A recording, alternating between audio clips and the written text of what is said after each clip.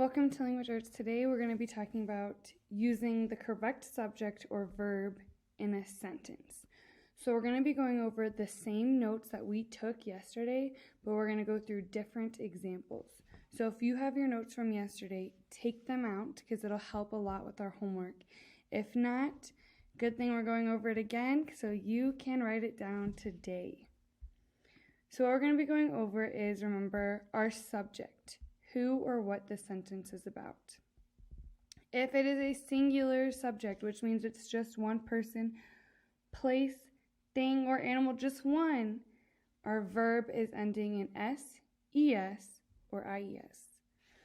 So as an example would be, Ashley walks to the grocery store. Let me find my subject. Who is this sentence about? It's about Ashley. That's one person. So I know the verb will end in a S, ES, or IES.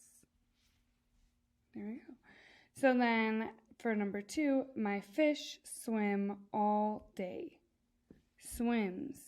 Sorry, I even messed up because fish, so I'm going to add an S.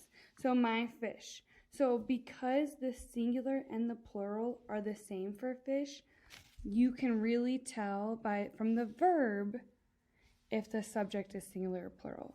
So since I see the verb ending in S, ES, or IES, that means my subject is singular, just one fish.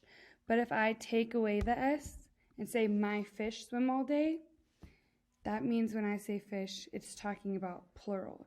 So those nouns that don't have a rule for going singular to plural, the ones I told you to memorize, those are going to be the ones that we'll have to pay attention to. So now we're talking about a plural subject. A plural subject means more than one, so 2 or more. And that verb will not end in an S, ES, or IES. An example would be, Joe and Dave ride on their motorcycle. So who is this sentence about? It's about Joe and Dave. That's 2 people, so it is plural, which means my verb will not end in S, ES, or IES. So my verb is just ride.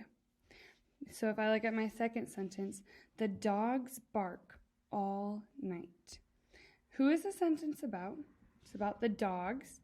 And I know from last week, an S at the end means that it is plural. We're talking about more than one dog, 2 or more, which means my verb will not have an ending in S, ES, or IES. So the dogs bark. So now let's go through some examples on iExcel. And again, this is starred for your homework, so you just have to go to Teacher Suggested, and this will pop up. It is use the correct subject or verb.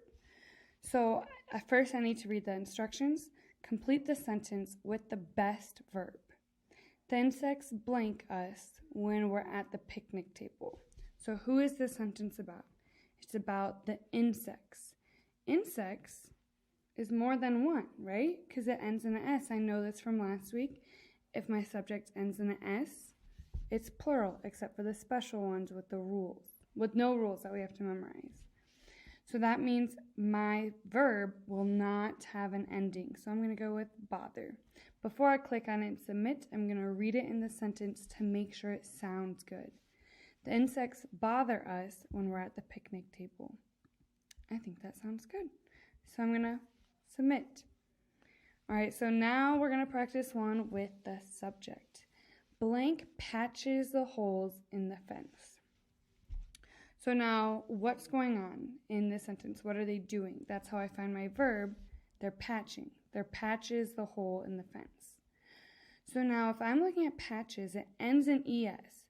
So if it ends in ES, I know my subject has to be singular. So it has to be one. So it's kind of like reverse. They reverse each other. If my verb ends in S, ES, or IES, my subject will be singular. But if my subject ends in S, IES, or ES, my verb will not have an ending.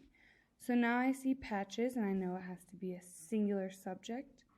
The boys, that's more than one. But Mr. Osborne is one, which is singular. So let's read it together. Before I submit, let's read it to make sure it makes sense with my ears. Mr. Osborne patches the holes in the fence. Do we think that sounds good?